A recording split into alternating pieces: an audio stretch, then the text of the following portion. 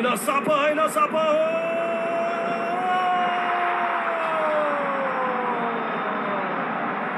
بغرابة كبيرة ضاعت هذه الكرة من مسعودي. فرصة سانحة لتسجيل الهدف الثاني ومضاعفة النتيجة للشبيبة، ولكن ما الذي حدث لمسعودي بعدما فعل كل شيء؟ بعد كرة رائعة خرجت، فعل هذه الكرة فوق الحارس وبعد ذلك المتابعة وكأنه مدافع كان بإمكانه أن يلعب الكرة بالرأس مثلا. لست في مكانه كي أقول هذا، ولكن أقول هذا وهو أعلم بما فعل مسعودي أمام المرمى.